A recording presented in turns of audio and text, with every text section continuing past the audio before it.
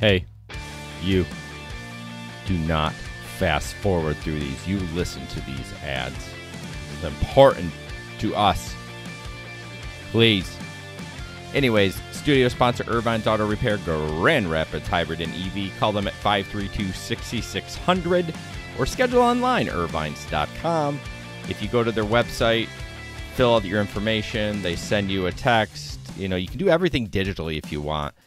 Obviously, you can go in and see Megan and Jamie in the front, or Bruce. They're great. They're incredible. I can't thank them enough. And if you do use their service or even call them for anything, please mention that you heard it from our show, because it really helps us to let them know. No, it helps them to know that we're talking about them. That's confusing. Anyways, irvines.com. 532-6600. Also, if you are interested in being a sponsor on the show, please reach out to us, team@gigeconomy-podcast.com. We'd love to talk about your product anywhere in the world. Grand Rapids, West Michigan, doesn't matter. We'd love to support you by talking about your product. So reach out to us, team@gigeconomy-podcast.com, and we can get you a free, no hassle proposal for sponsorship. And then, of course, patreon.com. Search the Gig Economy Podcast if you want extra content, more than what you get here on the free podcast. We give you one extra podcast at least a month, usually an interview, sometimes Jesper and us just hanging out. On your third month at the $10 tier, you get a free piece of merch. And then, of course, you get the pre-show shit show that we talk before we go live on the show, usually about 10 to 15 minutes. So I want to thank Hannibal for, stepping in. Jesper wasn't able to make it, being in Denmark. You can find Hannibal on Instagram. That's where he connects the most. Hannibal is Hungry. And then his YouTube channel, Hannibal is Hungry. Great guest. I hope you guys enjoyed him. I'd love to have him back. So thank you so much, Hannibal, and enjoy the show.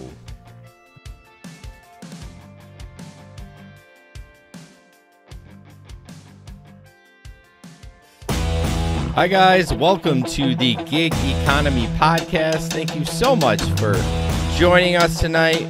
This studio is sponsored by Irvine's Auto Repair and Grand Rapids Hybrid and EV. We'll talk about them a little bit later. As you can see, it's different people on the show tonight. Welcome, Hannibal. Thank you for stepping in. Thank you for inviting me, Jason. I would say that intro music is amazing. Thank you. I was just jamming to it the whole time, actually. But yeah, excited to be here. Thank you for inviting me. Yes. So we'll get to Hannibal in a little bit, but so our boy Jesper is in Denmark and said to me, Jason, I'm going to bring all my equipment and I'm going to podcast in Denmark. And Denmark time. It'd be 3 a.m. on Thursday there, I think, or maybe, Thursday. I don't know. But it's early. It's 3 a.m. It's early, yeah. Exactly. And so he's like, I'm going to do it. I went out with some friends, and I'm going to set my alarm and take a nap. And he's not here, but that's okay. We got Hannibal, so I appreciate you stepping in. Everything gig economy related, if you go to gigeconomy-podcast.com. Also, the link tree in the description. I want to mention our Patreon people: Keith from Indiana, Janet from New Zealand, Larry from Bowling Green, Samson from GR, Steve from Colorado, Leo from Detroit, Chris from Grand Rapids, and what was his name? Bud Dickman? Bud Dickman from I don't know where. He just joined. I love that name, actually. I feel like it's fake. It could be like a movie name, yeah. Something. He doesn't want to let on who it is. Also in the description, our Telegram group where you can connect with drivers all over the country, chat about gig work, whatever. And also our radio show that I'm doing between now and the end of the year on Friday nights from 7 p to 9 p Eastern time on tncradio.live. It's with me and Steve from Rideshare Rodeo. It's kind of like a legit radio show on a station. Now it's not, it's internet radio, so you can swear, which is kind of nice. But they take breaks just like a regular radio show and stuff. So cool. Kind of interesting. They play music, intro, outro music and stuff like that. So check that out. And then of course, Steve from the Rideshare Rodeo. What I always say about Steve, he talks about the gig economy like us, but he's more the nuts and bolts and gets really down and dirty with like Prop 22 and AB5 and all that complicated stuff where I'm just like, yeah, I don't know. So we kind of do that too, but we also talk about fun stuff and those kind of things. So yeah. So Hannibal, tell me a little bit about you. Give me like the 60-second interview or intro speech, or if someone meets you in an elevator and you're like, who are you? What do you do? Well, I'm a gig worker. I've been doing that for about a year full time, but I've been doing gig work since 2018 with Rover, actually taking care of dogs, walking them, boarding them. That's my main job. And as 2020 shaped and changed a lot of our trajectory in our lives, I started to do the food delivery apps. And then also being bored, being in New York City, I'm from Brooklyn. I'm just didn't have much to do because everything was locked down. I started to make a YouTube channel. Hannibal is Hungry. I started that talking about basic gig commentary, and then also interviewing other content creators in that field. And that's probably my favorite part, interviewing, talking to people. And I've been having a great time since, to be honest. I am happy compared to that W-2 life that everyone likes to complain about. But I like, betting on myself and setting on my own goals. So it's been pretty good so far. Rover in New York's got to be insane. I mean... Yes. I love my dogs, and I spend way too much money on them already. But I feel like in New York, especially, there's not a lot of green space. Like, how do you own a dog in New York in a 30-story apartment building and go into the bathroom? It happens. Everyone has a dog. I don't know the stats on it, but everyone almost, I would say 2 out of 3 people, or I'll at least say 50% of us have some kind of animal in our house, either it's a cat or a dog. And we have dog parks. People still walk their dogs. People will spend their last dime on their dog. So the business has been really, really blown up since May, when the CDC kind of pulled back some of the restrictions and people were starting to travel again. So I've been really busy to a point where sometimes I don't do the food delivery stuff as much, food delivery apps like DoorDash, Grubhub, and Uber Eats, because I got all these dogs walking around, and I have a unique situation where I have a backyard in the building that I have access to, so they get to run around and play. So I have a very unique situation. But dog business, the business with animals, multi-billion-dollar business. A lot of people spend. I can imagine if you're walking your dog in the city or it's a concrete jungle, do they just go number 2 right on the concrete? Anywhere. Some dogs prefer to poop on the street. They don't care about the grass or any kind of soil, like asphalt. They'll just do what they gotta do. It's dogs are they can adjust to a lot of different environments. Yeah, they would have to adapt. If there's no green, I mean, you're just going to have to do what you got to do. Definitely. So before we jump into gig economy news, just want to talk about Irvine's Auto Repair. Grand Rapids Hybrid, our studio, and EV, our studio sponsor of this show. You can call them at 532-6600 or schedule service online, irvines.com.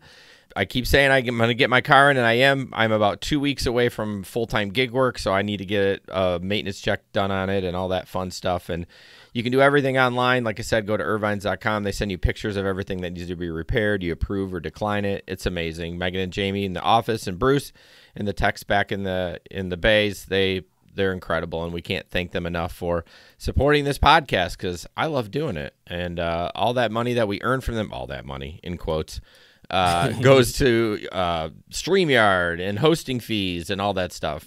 Jesper and I are, buying beers, although he's in Denmark. I hate to say he probably used our money to pay for it, but no, I'm just kidding. So 532-6600 or irvines.com if you need that service. And then, as always, if you do go there or call them for anything, please mention that you heard about them from us. We would really, really appreciate it. So first up is going to be a video. As we've talked about in the past, drivers they're getting carjacked. I talked about it on, I think, the radio show Friday, that it just seems to be happening more. I feel like it's kind of getting reported more. Anyways, so this guy wasn't going to have it. He said no, and we're going to play that real quick and just talk about it. Can I help you? Where that money at? You need to get out. What? Man, what the fuck money at? Stop paying me. Where that money at? I don't have any money. Stop paying me. Where's that? Right now. I don't have cash. It's a digital world, bro. Man, give me your wallet. I don't have it. Give me your wallet. Right now. Give it to me. Bro, stop. You gonna shoot me? Give me that wallet, man. Get the fuck out of here. You don't want to get shot? Come on, Give me man. that wallet, bro. No. Fucking with me. Bro, stop playing before I hit you right here. Give me that wallet, bro.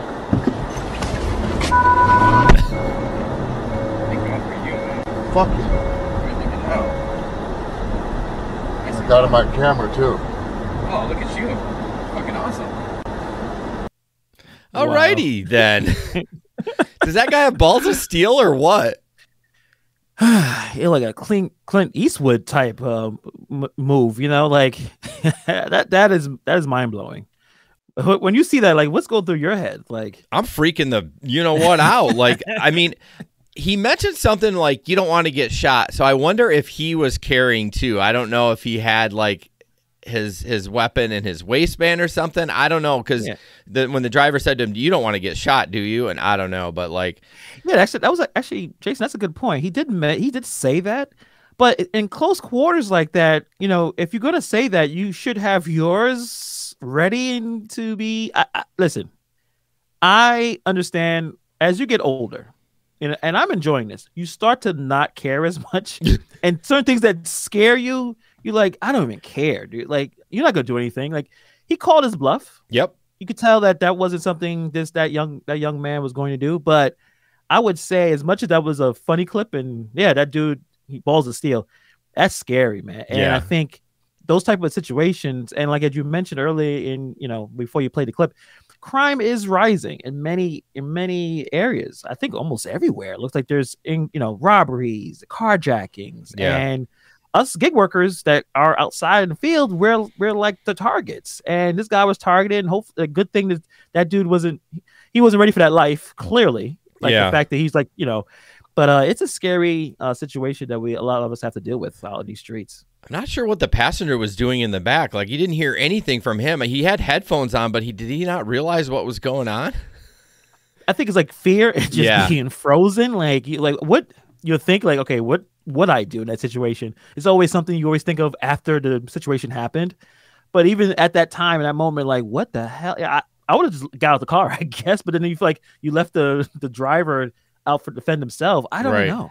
I would not know what I would do. Steve comments like, that dude's been robbed before. He's a pro at it. This time he decided no. So clearly he's got another video up where he was robbed. But man. Yeah, and then I remember that story with Muhammad Anwar. Yes, in Chicago. So I had this idea too. If I saw two girls come into my car, two teenagers, two young people demanding to take my car, I will probably say, get the hell out of here. Like, what? Like, yeah. But nowadays, these kids are performing adult level crimes where you may have to adjust your thought of how to deal with these kind of situations. The interesting part about, and I think we did talk about that specific case, is your initial reaction is to be like, no, don't take my car. But in the grand scheme of things, that's what you have insurance for. You should probably just let it happen. You know what I mean? But you just feel so violated. You're like, that is my property. What are you doing? And so I probably would have done the same thing, and it just didn't work out for him. I guess you don't really factor all those things and things are happening so fast. Your initial feeling is to defend your property.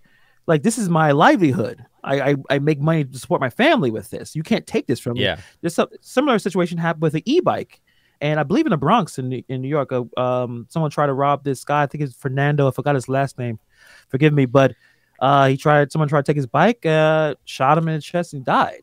But that bike represented not just conveyance; it was to deliver food to I think it was a Mexican immigrant. So it's a crazy world we live in, Jason. Yeah, it is. I guess my only piece of advice, if that happens, just let them take it. Definitely. It's not worth your life. But agreed. Sometimes it just, you get worried about that stuff, and you're like, no, don't take my shit. So Mark says those kinds of kids need a butt whooping. Yeah, they do. Mm-hmm. And then some punk said, I'm surprised the passenger didn't get the F out of there. I know, too, like, he probably was frozen in fear because he did talk right after the guy got out, but I would have been like, I'm out of here. I'm sorry, driver. Like, it's everybody from their selves at that point.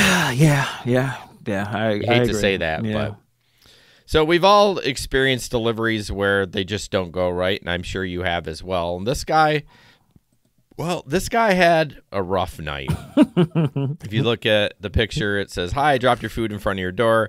And for your audio listeners, there's 3 giant McDonald's bags, and the dude is passed out in front of his door. Now, my question is, did he live there, or his girlfriend lived there, and she wouldn't let him in, and he was just like, no, I need food right now. You know what? Let's not criticize. We all been there. Yes. Maybe we at least made it into the apartment. We go in our Uber Eats, we go in our app, and just order too much food. You're like, I'm going to eat this, I'm going to eat that. And, all right, so you're delivering that food. When you try to wake the guy up, or you're just like, well, F it, it's not my problem. Take the picture and move on. Honestly, I would try to say, bro, you okay? Yeah, like something. You know what I mean? Yeah. Like, and if he was like, yeah, I'd be like, all right, man, here's your food. That would be my extent of it. If I couldn't wake him up, I would continue investigating. But yeah. And now you got a picture. What if he was dead? And now you're like the biggest piece of evidence is you took a picture of this guy. Yeah, and also dead. like you're conscious, like, damn, I should have did more. But like, you're not a paramedic, and yeah, that's I mean, we all been there. I've guilty. I've at least made it into my house before I ordered too much food and didn't get delivered because I was sleeping. But yeah, that's I think I would do what you said. Try to at least hey, you're right. Here to some moans and groans. Like, okay, you're good. Here to McDonald's, you wake up and chow down when you have that hangover.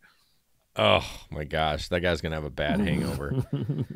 I got to see this picture again. So there's a running joke on this show. I'm just going to let you know that I've worked outside pretty much for the last 25 years, and I pee in a Gatorade bottle when I have to go. God bless me with the utility to do that.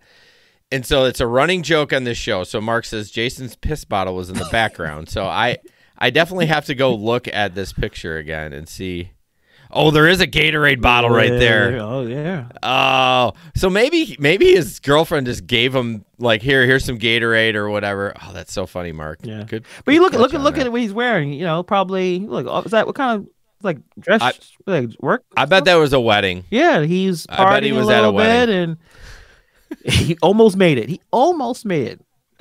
Look at that, the amount of food there. There's probably like $80 worth of McDonald's. No, $80, not that much. Right. That's ridiculous. Yeah, he was going to enjoy himself. He's going to have himself a good time. He just didn't quite make it. Mm-hmm. So, all right. Next up, there is. Let's see. So this is. I'm going to read it on my rundown. It's looks like Uber Eats. Customer states tipping less. Anytime an order has multiple stops, not the deal and not okay. Driver, not my fault. I can't control it. Yours was the first delivery anyhow, but whatever. Have a good day. Let's see. If the order arrives fresh and hot, I will add a tip. This nonsense needs to stop. And then the driver. This is why people don't understand the power these drivers have. Oh, I'm canceling the trip so you can get your delivery in one stop only. Have a good day and apologize. So now it's going to take longer. Like, my guess is he was on the way to get hers, but decided that she wasn't going to get it in a quick time. I've been seeing that a lot lately. Customers getting frustrated with multiple stops. Have you had to deal with that at all? Not necessarily personally, but I've seen so many stories, and yeah, the customer. I mean, we gotta try to look at it from everyone's perspective. If I'm a customer, I would when I order my food, I would like it as fresh and as quickly as possible, right? I understand they do have other options for Uber Eats. I think you could pay a little bit more money to get it faster. Yeah, priority. Yep. Same thing with Instacart. And I think if it's I guess from a customer perspective, he's like, wow, I have to spend even more money to get this done faster. Should I? So I understand that dynamic, but the drivers, for the most part, can't control that. Sometimes it comes in two, you get 2 orders. So it's like the company doesn't do a great job of explaining what's going on with it's just not explaining, okay, this is happening. It looks like they don't want to really explain that. It's like, yeah, you get your food when you get it. We'll try to get it as fast as you can, but the driver is going to take 2 orders. So I understand both complaints, like you understand for the driver, you can't control it, and it looks like the customer, sometimes you got to pay more money. Basically, pay more money, and you will get your stuff faster. But I don't know. What do you think about that? I think Uber is the only platform that has that priority, and I don't know how much more it is. From what I remembered, I think it was maybe in like $1. It wasn't like a whole lot of money. I think it was like maybe an extra $2 from the orders I would look at. Like if I'm ordering like 2 meals or something like that, I think it was like $2. I know someone correct me in the comments, but it's not like an overwhelming amount of money. Yeah, just a few bucks. Not as much as the normal fees where they rake you over the coals. Exactly. Yeah, so normally I don't take double orders on any platform because usually the second one is they're trying to slip one past the goalie, I always say, and it's usually not as much as it really is, and it kind of misleads like, oh, this is like a really good order, but the second one usually isn't. But what I'll have 2 orders on different platforms. Mm-hmm. That's when it gets scary. You got to really make sure that you know your directions when you pick up a second order from like Grubhub and you have one on Uber Eats, because obviously the platforms aren't communicating with each other. And so if you start to go deliver the Grubhub and the Uber Eats customer is like, where are you going?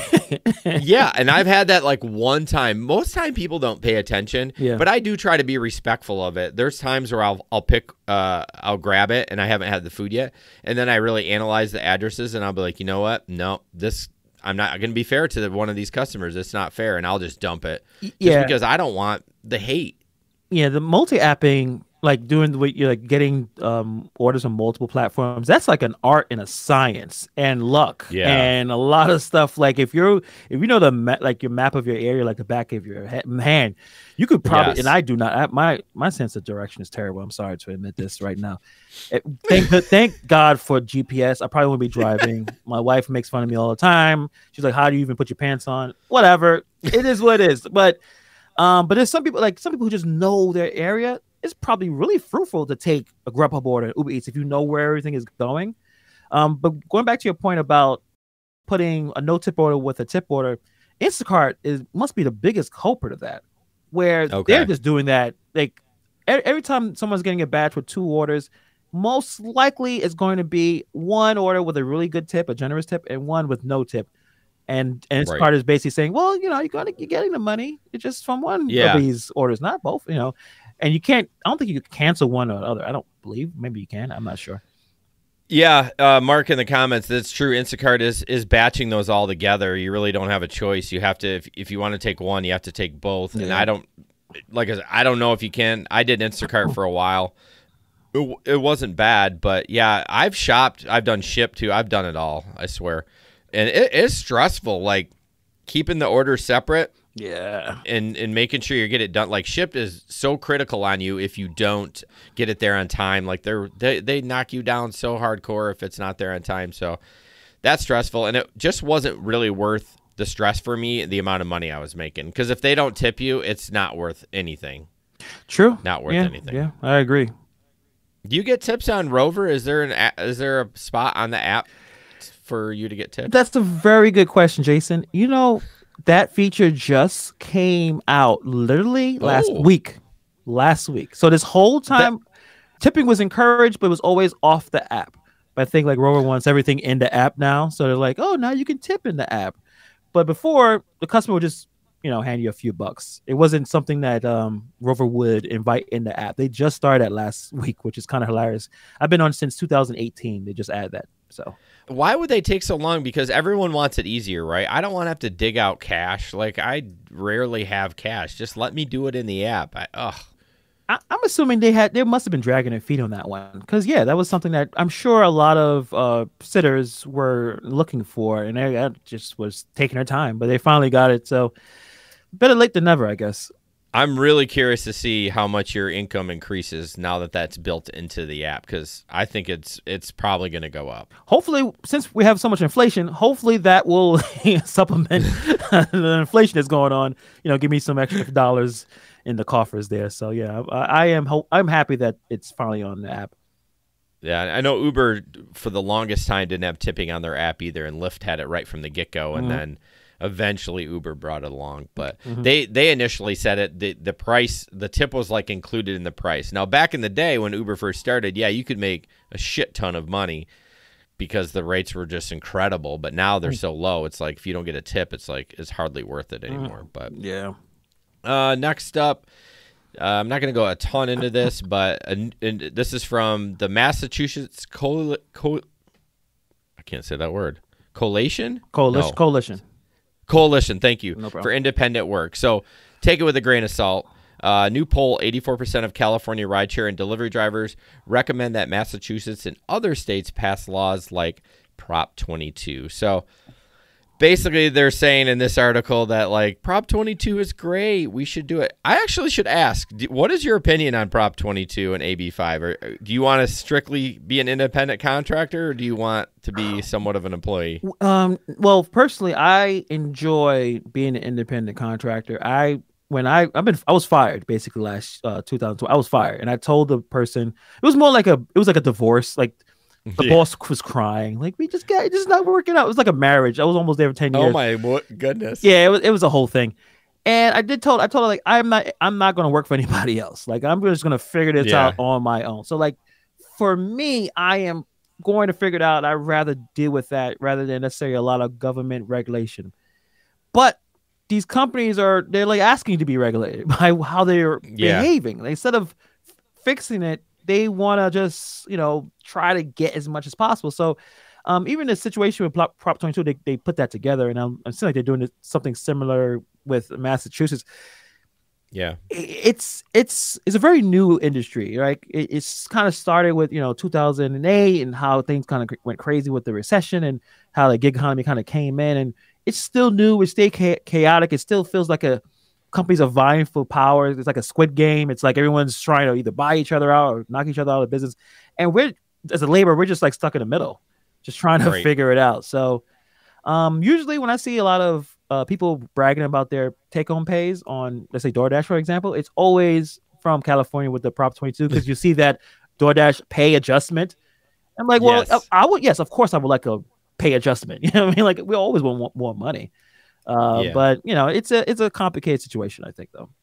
Yeah, I mean, I would like to see a little bit more transparency with these companies. I'm with you. I want to be an independent contractor. I mean, I get fussy when I take an Amazon block and they tell me that I have to be there from 2 to 5. I mean, I know why they have to do that. I understand it, but it's an example of like, I love the flexibility so much that I don't want any part of it. But we do need some protections. These companies need to be accountable for some of the stuff that they're doing, and I don't know what that looks like. I really don't want them to be forced to do it. So this is an opportunity for these companies to step up and say, hey, we're going to do this, and this, to make you happy. But I don't know. I don't believe that. If you really look at this article, and I'm going to share it on social this week, but you can click on the actual survey, and it's not as, that number, like it's kind of clickbaity, I guess, what I'm trying to say. Yeah. And I think that, and sorry for interrupting. A lot of politicians are trying to find that fix, and usually they just make things worse.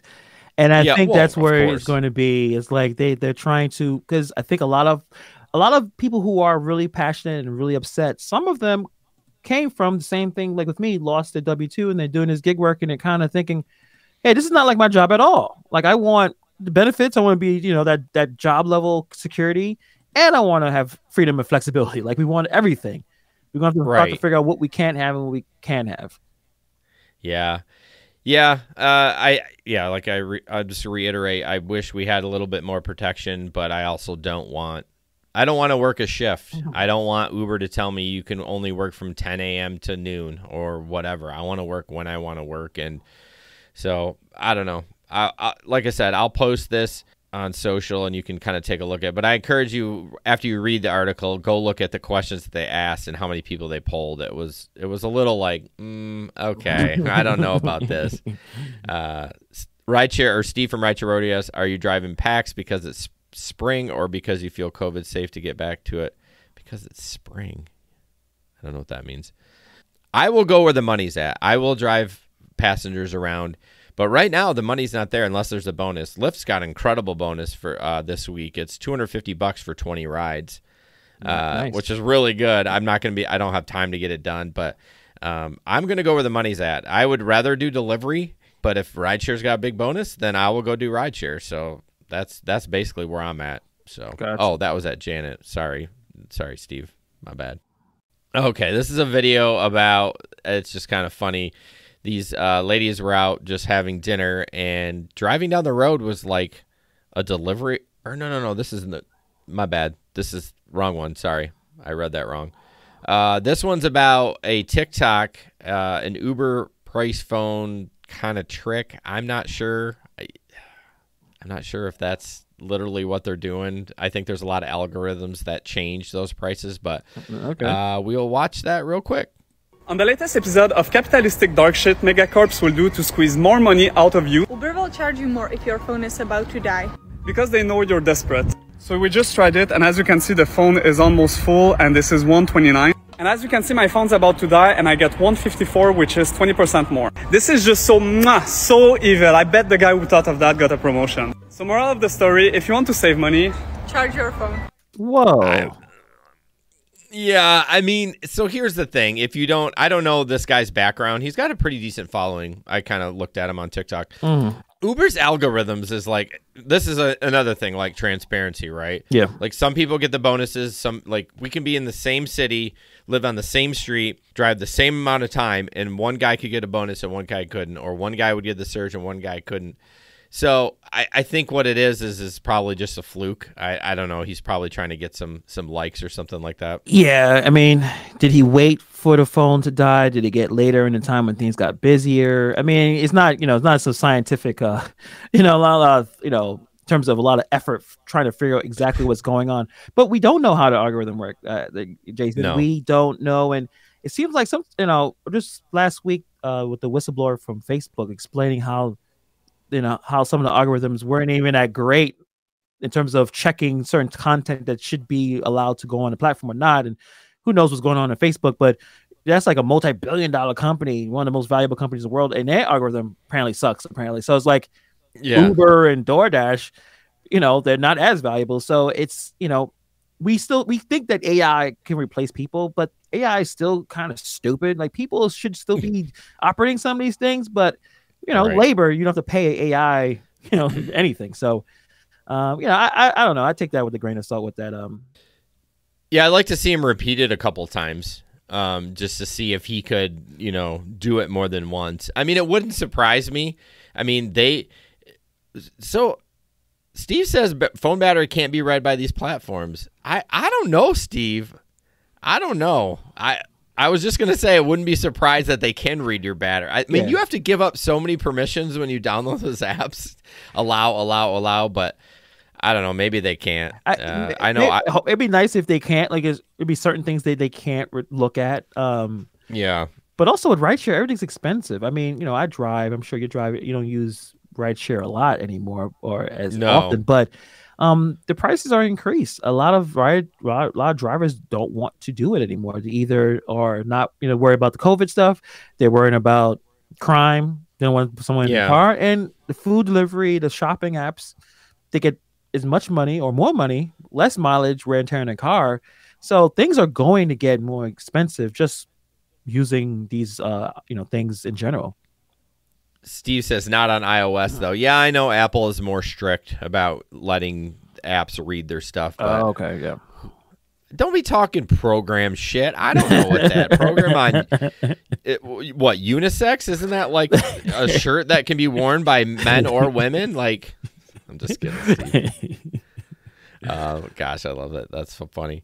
Before we move on, I just want to talk about you or a potential sponsor. We're always looking for sponsor advertisers on our show. If you'd love to be on the show, we can get your word out. We're worldwide. That's what I always say. Nice. But no, we can put together a proposal for you, all our stats, our numbers and stuff, and send that out to you. So we'd love to have you on the show. We'd love to talk about your product, something that you want to sell. I mean, obviously something that's web-based is probably easier, but if you're in the Grand Rapids market and you're local, our biggest market obviously is Grand Rapids because that's where we're from. But yeah, just reach out to us, team at gigeconomy-.com or, send us a Facebook message. Also, Jesper, who's not here, I thought for sure he'd chime in by now.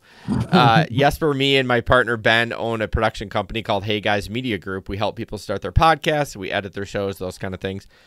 We'd love for you, if you're interested in starting a podcast too, reach out to Hey Guys Media. Just search it on the web. You'll be able to find it. But yeah, if you're ever interested in starting or just need some consulting or anything like that, we would love to help you.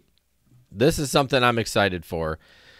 So this is about, it's Indigo Technologies wants to make lightweight electric cars for the gig economy workers. Now, I don't have any pictures for this, but first of all, the car is ugly. Like, it's rough looking. I know it's just a demo or whatever, but the company is based out of Massachusetts, and they're trying to make cars that benefit Uber, Amazon Flex, Instacart, those kind of things, and they're trying to make it electric. So the one-seater that they have has 58.3 cubic feet.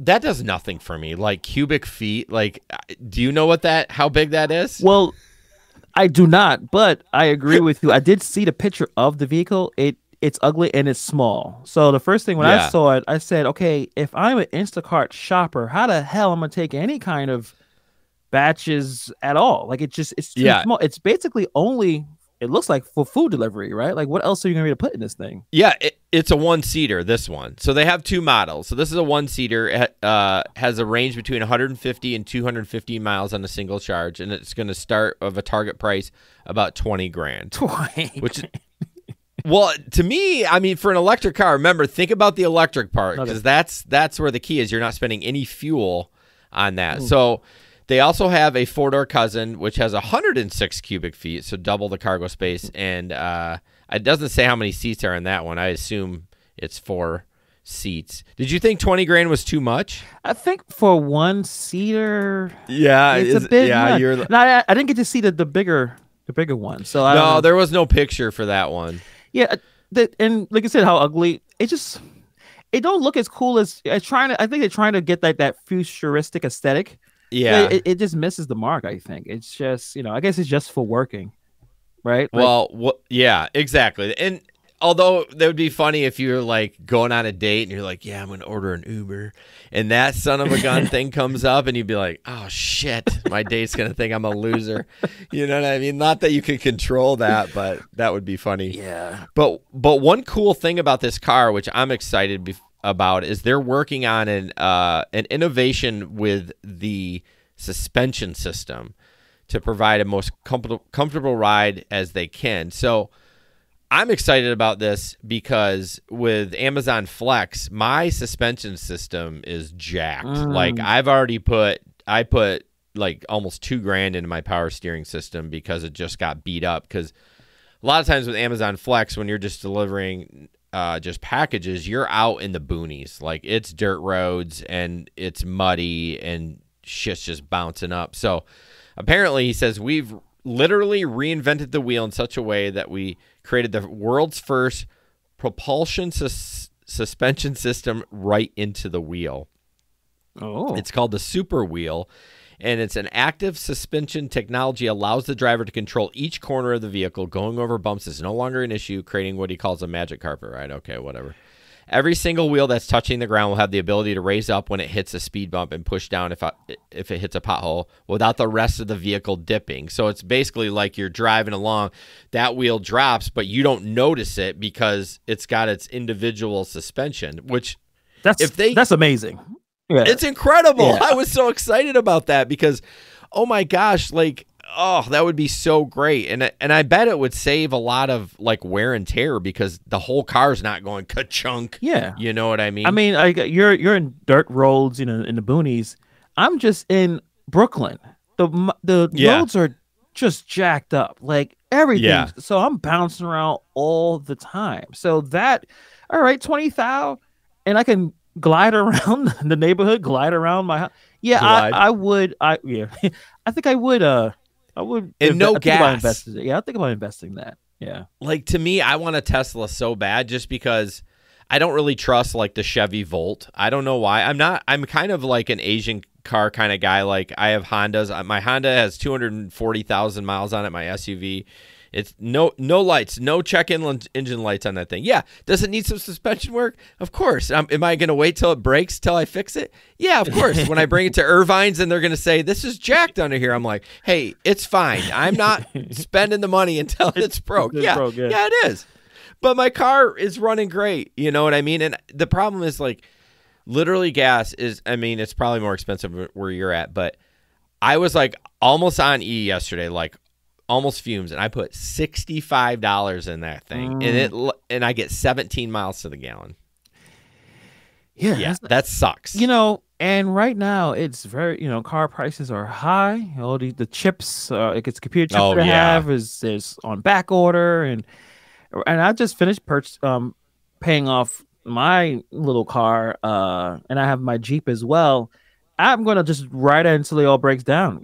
Right now it's just not worth the financial hold of trying to get another loan. Like, I'm not doing any of that. So I'm gonna ride till the wheels fall off, literally. Yep, me too. My goal, I have a 13-year-old daughter. She's going to be 14 in December.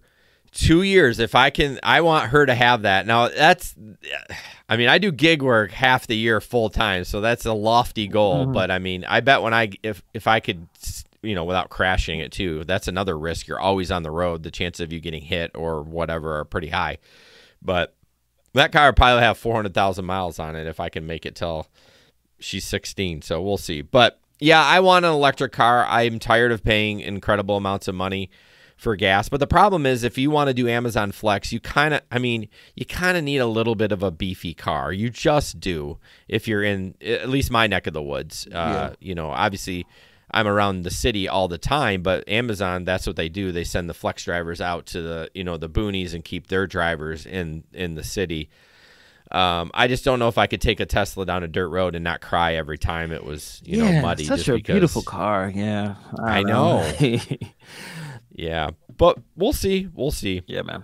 I'm excited about that. The suspension thing, I about died. When I was reading it before the show, and I got so excited about the suspension. I was like, man, if I can avoid those potholes and not have it's a game changer. I agree. Yeah, game changer. All right, real quick too, and I'm sure I forgot his name. Oh, Chad probably talked about this one. Doordash, Uber Eats, Grubhub must disclose hidden fees given new delivery workers all tips under the new California law. Is that one that he talked about? Yeah, I believe we have. We talk about a lot of stuff, but I believe we talked about that. The interesting thing, again, why you had to make a law about that? Guys, guys, like, why you can't just tell us what's going on? And I understand why, but this is going to continue to happen. These regulations is going to just keep coming. Well, we just talked about that, right? Yeah. If the companies don't shape up, the government's going to step in. And I hate to say this, I would like less government in our business. Like, that's just, I think it sometimes jacks it up. And I think a lot of times the government wants in because they want their tax money, right? You know what I mean? Agree. So, but I think this is a good one. I honestly am glad California did this. Basically, the bill prohibits food delivery apps from charging customers more than the restaurants do, that one's huge because most restaurants if you order food delivery, it is more than what it is on their menu. It also addresses hidden fees, requiring the companies to disclose to restaurants and customers detailed cost breakdown of each transaction. And of course, it says, they're going to make sure you get all your tips, but yeah. DoorDash, which originally said it had no comment on the signing of AB 286, later said it already provides transparency. That is some bullshit right there. Throughout its platform to customers, merchants, and delivery workers. The company also said Dashers always receive 100% of their tips and see the full breakdown of all their deliveries in the app. Okay. That's such a lie. You're better off just saying no comment and moving on. Yes. No kidding. But going back to how the items in these apps are more expensive, I always assumed, and maybe I'm wrong, that it was the restaurants that were upcharging, like putting more money because of the cut that these companies are taking out of their pot, that they would try to offset that. But you think it's the apps that's doing that? Like they're No, you bring up a good point. I thought the same. To recoup their costs of Uber, I think takes like 35%. Yeah, it's crazy. Crazy. Louise. So maybe it is that, but according to this, some of the apps are doing that themselves, so they must be keeping that money too, right? Yeah. Like obviously, they're not giving it to the drivers. No, not at all. But so this is one time where I'm glad they stepped in because anytime we can have more transparency on any of these apps is a win for everyone. That's the biggest thing. I think I know a lot of us want more money. Of course, we all want more money. But if one thing can change tomorrow, what would it be for me in terms of having a better experience being a gig worker is just be transparent. Like, just let me know if it's garbage. Just let me know if it's garbage. Maybe I'll take it. Probably not. But at least let me know. You know what I mean? Maybe. Probably not. Do you have I'm just curious, it popped in my head. Do you have a limit that you will take and not take? Like, do you have is it a mile thing? Is it a time? It's probably more a time thing for you. Yeah, it's a little mixed because I'm in such a condensed area. Brooklyn has like 8 million people in the city or some crazy amount of people. Goodness. There's like thousands of restaurants. So mine's is based on time, and I want at least $2 mile to dollar ratio. And I don't want to go like over 4 miles, which is kind of crazy. Like everyone else is going all these, but just taking my son to school this morning, it took me 40 minutes to drive 3 miles. It's just so much traffic. There's too many human beings in our city. I need to move. I should move, but there's too much of us here, and we all driving in the same roads, and we're just no accidents. It's just we're just in the road, bumper to bumper. Oh my goodness. Yeah, man. All right, next up, these are for you, so I want you to comment on these. These are Rover. The first one, it's looks like a booking between David and somebody, and it looks like the guy that's going to take care of the pet says, "Hey, I want to let you know that I do use ultrasonic bark deterrents like the Sonic Egg. I do use the beep and spray collars if owners are comfortable with it." Customer, no, I'm not okay with that. That needs to be upfront information. My dog does not bark and has never gone after another dog or person. What do you call it? The sitter? Is that? Yeah, sitter. Sitter. The sitter says, that is why I'm informing you now. Thank you for letting me know. Customer, okay, well, I not be needing the meet and greet since we will not be using you. And he's like, thanks for letting me know.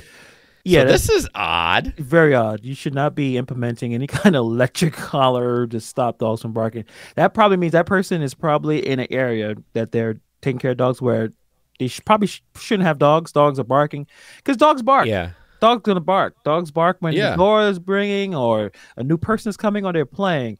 So the idea you trying to limit the way the dog is communicating. Yeah, I don't really use any kind of collars and none of that. And I understand some trainers do that, but that's just not for me. I think there's other ways to get the dog to not bark. Sometimes just all right. If you want deterrent, spray with a little water. Hey, stop, dummy. But I mean, your role as a sitter is not to train the dog. You're there to keep it alive. Just to keep it alive. I mean? Take a picture every day of them looking like they're alive and happy. Give it some love. Give them love, pet them, hang out, watch TV. Like a lot of these dogs, I always tell when I do meet and greets with clients, I say, it's not rocket science. I'm just hanging out with your dog for a few days. They'll be fine because right now everyone is just so panicked.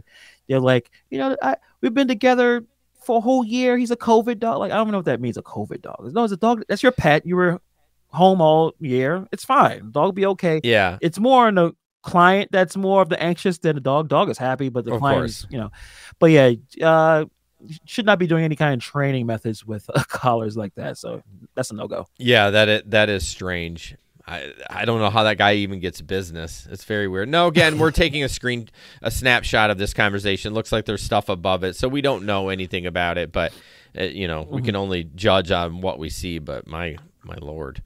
And then this one's funny too. The last one is a house sitting request.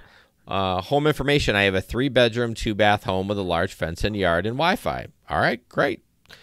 The next paragraph. Along with the 2 dogs, I have 7 cats, 2 parakeets, a concord. I don't know what that is. A cockatiel, fish, and a turtle. Outside, I have 4 ducks and 12 chickens. The cats have their own room, so you'd only need to feed them in the evening. The dogs and the turtle and the fish are the only other ones you'll need to feed each day.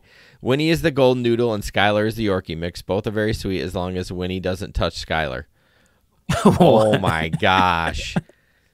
And that I would not take that. Yeah, that is crazy.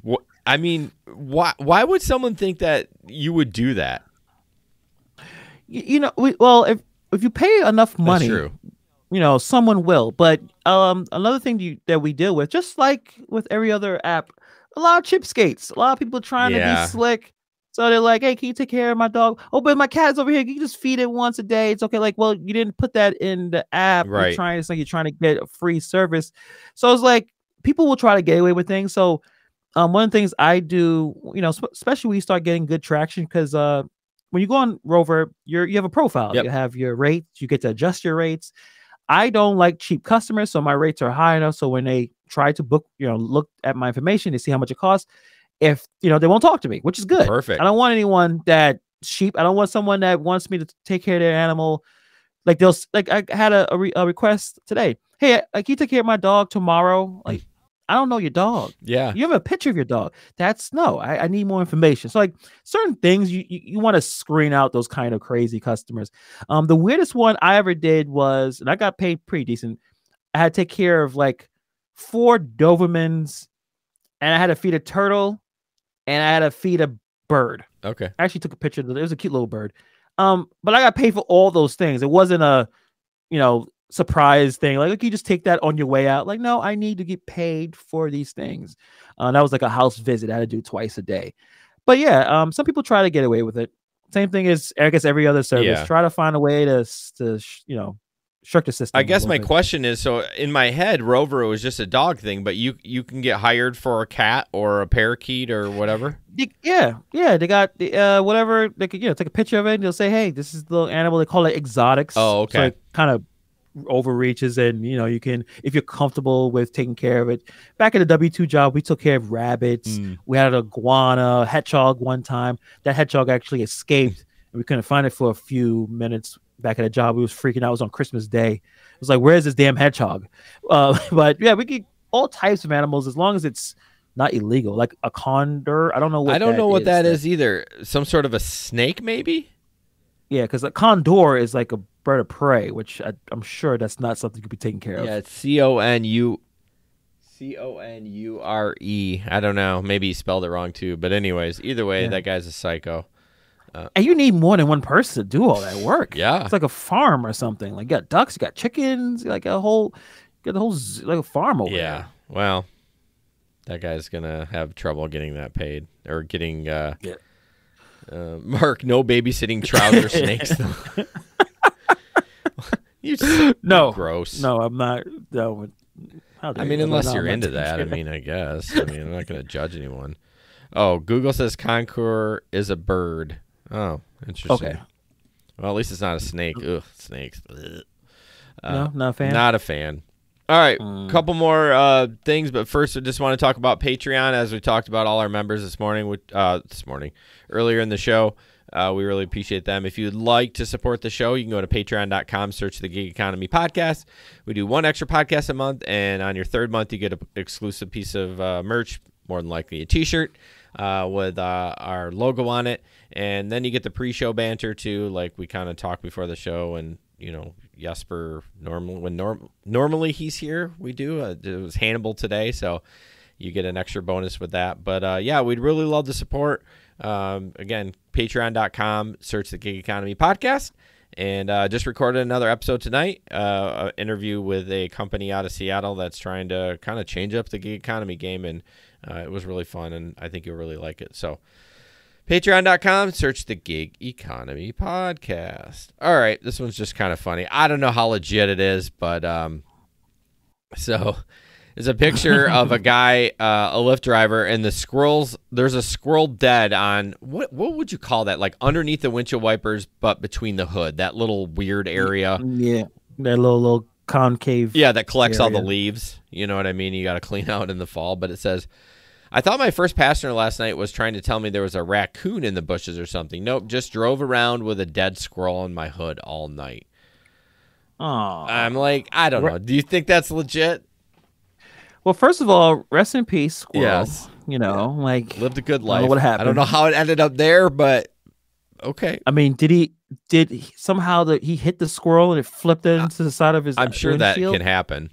Is it possible to drive? I don't know. At night, sometimes, especially when you're just focused and you're just trying to get your money, maybe, but I don't know. Yeah. I think I would have noticed a rodent on my windshield. Yeah. I love when I see these, though, because even if it is fake, like, this is the first time I saw a dead squirrel on a Lyft car. I mean, I'm not going to lie. Like, yeah. I see a lot of pictures, gig pictures. I follow so many channels, and I've never seen that, so that's kind of funny. Yeah, and it's dead. Oh, yeah. It's expired. That's not how it's supposed to look. No. In the way it's, yeah. Not at all. Another article from my man Steve. Uber ex-Uber driver takes legal action over racist face recognition software. So, long story short, basically, it was a black driver who was on the platform from 2016 to April 2021 has filed a suit claiming his account was illegally deactivated when facial recognition software used to log drivers onto the ride-hailing app decided he wasn't who he was. So the article just kind of goes on and says that obviously it's designed to protect safety and security of everyone using the app, ensuring the correct driver is using it. Of course, they're committed to fighting racism, being equal. Yeah, we know that. So this was interesting, though. Drivers can choose human verification of their picture, and when technology is chosen, there is always a minimum of 2 human expert reviews prior to any decision to remove a driver. So that's weird, right? So like if they're going to kick this guy off the platform because he's not who he says he is, 2 humans look at that and still make the decision to kick him off? Or there's no humans and they're just using the AI, just looking at the algorithm. Yes. To save time, and they're doing that. I mean, it's interesting. When I do Uber Eats, same thing with Uber, I'm sure, like maybe a week or two, they say, hey, take a picture of your face so we know it's you. And for months, I thought it was just, this happens to everyone. Because when I do it, I usually do dinner, so it's dark. Oh. So I'm in the car, I start my app, because I don't start when I'm in the house. And they'll say, take a picture. And I'm taking a picture. I got all the lights on in the car. I got to take a picture. Nothing's working. I'm like, God. Then I literally have to get out the car. You need to go into a store, somewhere with light. Yeah. And then it worked. I thought that was just, it's not that great with low light. They just got to get, like I talked about this with Chad. Just got to get it together. Got to fix it. Got to strengthen this technology. It doesn't seem that hard to fix. And I think if it is in the dark, if I'm not mistaken, I think doesn't it light up? Doesn't the screen get brighter or something? I swear, because sometimes I've had to do it where I've got kicked off because Uber lately, if you decline 2 or 3 rides, it just literally kicks you out. You have to re-sign in, and sometimes it makes you take the picture. And I swear at night the screen gets super bright, but maybe not. But yeah, I mean, get your shit together. I don't understand why. Yeah, I think I don't know if it's discriminatory. I don't think it's something that's intentional. No. It's just get the technology strengthened enough. So if I'm going to do dinner, I'm on a dinner shift and it's dark in the car, let me take I want to start working. I have time to figure out where the damn light is and go and get, take a decent picture. I'm surprised the car light isn't bright enough for you. Oh, no. No, that's ridiculous. But well, hopefully they'll get this stuff together. I mean, I don't know about the lawsuit. I mean, being falsely deactivated, yes. But if you're claiming racism or whatever, it's they're not trying to do that. I mean, all those apps are pretty legit as far as that goes. They want you to go out there and take all of the bad offers. Right. Doesn't matter what race you are. Just take it. Exactly. They don't even care. They want you working. So their intent is not to do it. But when you say you have 2 humans look at it before you kick people off the platform, that's bullshit, because any person would know, okay, this is this guy. We're not going to deactivate Clearly. him. Exactly. But, okay, this is the robot one I was talking about. So basically, it's a one of those little robots that deliver. I don't know. I'm just trusting the Reddit commenters. I could be full of shit, but I'll play the video and see what you think. OMG, we caught the moment this cute little delivery robot crashed. Watch this. Oh!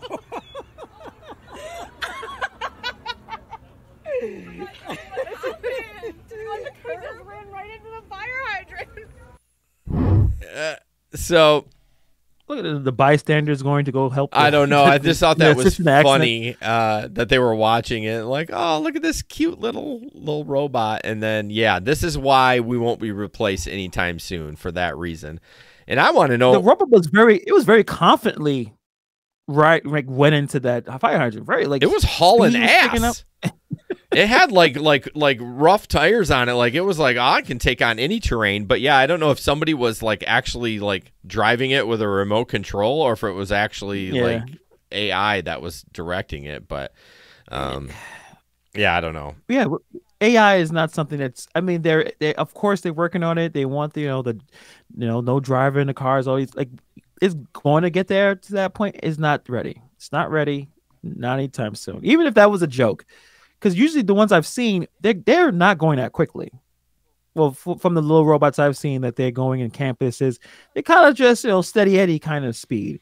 But yeah, even if that was fake, that was funny. Yeah, Steve from Rideshare Rodeo, just going back to the article. Remember, that's what can't pronounce his name in London told me.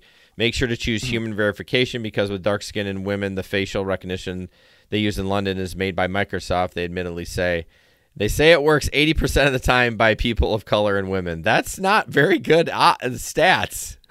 Yeah, that's not good. I got to pick that up. Right. Pick it up, Microsoft. Come on. All right, couple more things. Just a picture and then an article that I added late because I read the news about it. So this first one, oh, man, I labeled it as Karen 1 or Karen, and then I had to do 2 pictures. Driver, I just picked up your order. I have an order on my route to take care of. Then I will be headed your way. She's like, okay. At 3:21, at 3:36, my food better not be cold because you're not even close to my location. So clearly, this is someone that is looking at the app. Your other order was not en route to my location. Driver, I've got a lot of orders today. Your order will be nice and warm. I will make sure of it. I will be to you in 5 minutes. I have to drop off the orders in the order that I received them. I'm not sure. I think in DoorDash you can flip those around. Don't quote me. Correct. Oh, you can? Yes, you can. I'm not sure. Uber Eats, you can. Okay. I think in DoorDash, definitely, yes. 3:49. My food is cold. You didn't even knock. I did not request contactless delivery. Not happy at all. He's like, the driver, why lie? I don't wish to expose myself. I have children. I knocked, and your food was hot in the bag. Then get a new job, she says. So I don't know if she actually did. She didn't want contactless, but you got to follow what it says. He probably didn't want to knock on the door and talk to her because she was pissed. So he's like, I'm just going to drop it. She says, then get a new job. Oops, that's the next picture. Sorry, y'all. Then get a new job. I hope your supervisor appreciates your poor customer service. Driver, I have choices to have contact or not. You're just a peach, aren't you? No, you actually don't. The driver doesn't. It's the customer. Customer, I'll be elevating my complaints. He says, have a good night, Karen. Thank you for the record of poor customer service. I can now show your supervisor. He says, I don't negotiate with terrorists. I'm sorry I can't make the world revolve around you. Better luck next time. Have a wonderful evening. So, I mean, he technically was in the wrong. He can't choose. I mean, that's if you are worried about your safety, I no disrespect to that, but you should probably not do this job then. Like if you're not comfortable even with a mask on talking with customers, you probably shouldn't do it. And I agree. Like I said, he probably didn't want to talk to her because she was super pissed, and he probably didn't want to get an earful, but you can't make the decisions. You have to abide what the customer said. The thing I get a lot, which I'm sure you do too, is like it says, it doesn't say no contact list, but in the notes it says just drop at the door. So then you have this awkward like, well, I'm not supposed to drop it at the door, but you're asking me to. I don't know what you do. I just drop and knock. Like I'm like, it depends on the situation. It depends on how I guess you get a feel. On if this person's been giving me crap, then I'm going to follow exactly what the app says. And going back to your point, Jason, a lot of drivers don't really have a lot of customer experience background, so they're not familiar or comfortable dealing with, the Karens of the world, all those people who are just, they're uptight, they're disrespectful, and you may not want to deal with that. But when you out and have customer service and you deal with strangers every day, it's you realize you can't take it personal. Yeah, they may have an attitude with you, but it's never really you may think it's your fault, but it really isn't. It's just you can't control all the variables in the world. So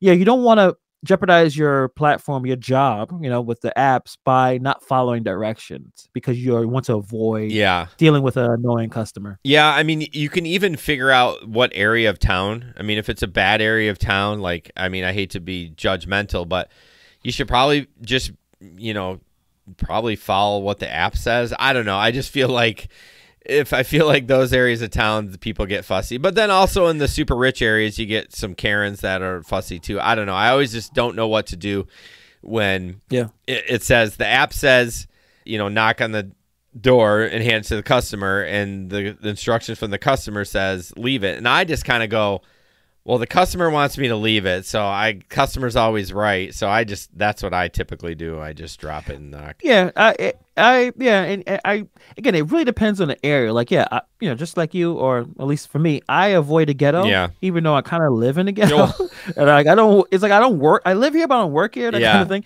Like I rather work where the income level is a little higher. Right. Oh, for sure. Better restaurants. Yeah. Avoid the fast food restaurants, because I feel like a lot of the weird kind of I didn't get the order, or there's always something wrong, or did you get all of the there's no ketchups, like all that little weird stuff.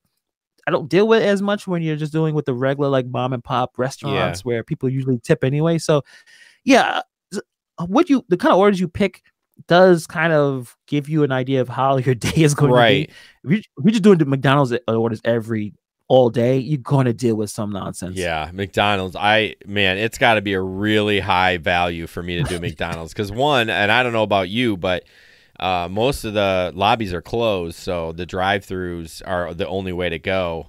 It's a nightmare. It's a nightmare, and like I would drive past the McDonald's. If I took a high value one, I would literally go to the McDonald's. If it was the drive-through was busy, I would just cancel it. It's not worth me sitting in line for 15 minutes. I mean, it's going to have to be a really, really high value for me to do that.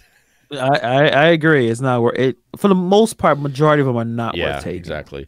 So the last article, it got announced today. Thank you for the rideshare guy. Uber did acquire Drizzly for $1.1 billion. And we talked about a couple episodes ago, the FTC was looking into them because they're trying to not let Uber become a monopoly, but clearly they cleared them to buy it. But I'm so pissed about that. Like, Uber is just trying to it reminds me of Amazon, really, to be honest with you, trying to do everything, trying to buy up everything. I mean, good for them, good for Drizzly. I mean, gosh, 1.1 billion. Can you imagine starting a company from scratch and you sell it to Uber for $1 billion?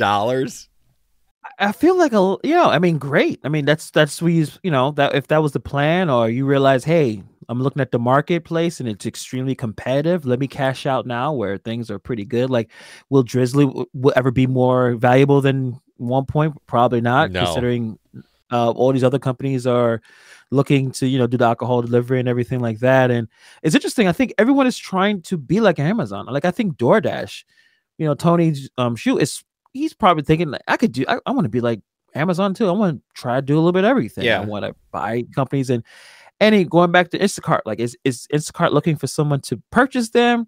So it's going to be a really interesting and a chaotic future. Like, what's happening here and what's going to happen in 2 years, it may be completely different. So it is going to be very interesting to see. Yeah, I always ask these newer companies that I interview. Curry is one of them, which is a delivery platform for like heating and cooling, those kind of things, where you can get, where you're not sending a big truck to deliver that kind of stuff. And I interviewed him and I said, so what's your end goal? I mean, is it to grow it big and sell it? And he said it's not, but I don't blame these companies for doing that. Like Drizzly, like, you got to look out for your family. I mean, you started this from scratch, and if everyone agrees on it, like, take that cash out, man. Like, you could cash out and never work again, or you could make something else amazing.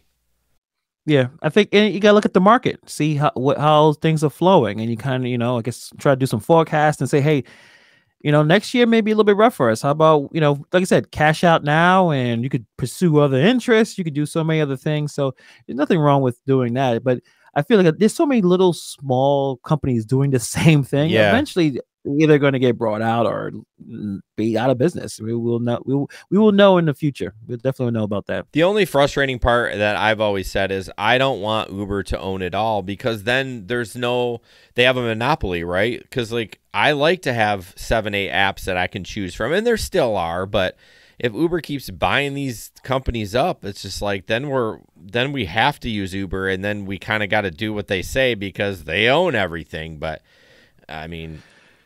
Yeah. You definitely don't want any kind. You want competition. You want companies coming in with fresh ideas, better ideas, because they'll look at the current situation and realize yeah, this kind of sucks. Let's do it different. Let's do it this way. So I understand that point, but I still think it's still going to be enough competition to keep Uber, I guess trying to pursue better ways of doing things. Well, at least we have Amazon, because Amazon and Uber will always they're not going to join, and so Amazon will be a competitor. I mean, they're trying.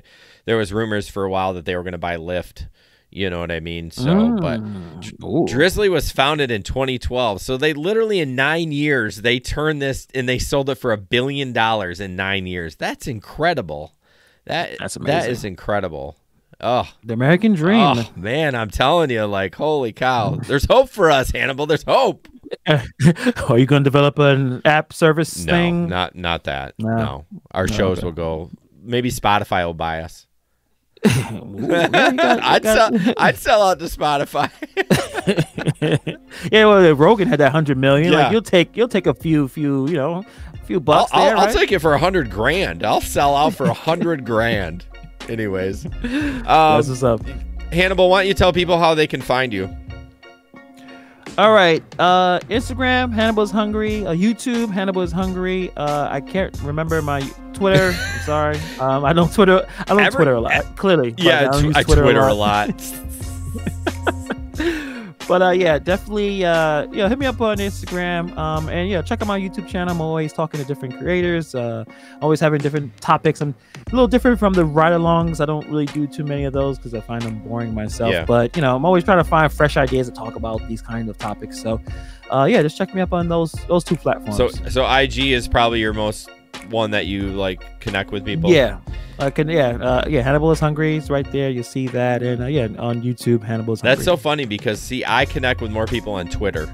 Like I rarely on Instagram, and I don't know, I just don't post a lot. But yeah, I met Steve. I've met so many people on Twitter, just kind of connecting with people. It's just, I don't know. I guess I like that platform better. I mean, I have an Instagram account. It's just I don't ever use it very much. Yeah, it's interesting. It's like what works for like you, right? It kind of works in that vein.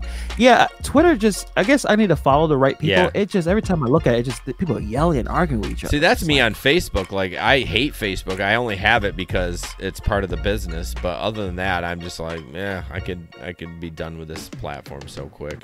But definitely kind of keep it on there. So, all right, guys, thanks for listening. Obviously, Hannibal, hang on, and we'll see you in a couple weeks. Thanks.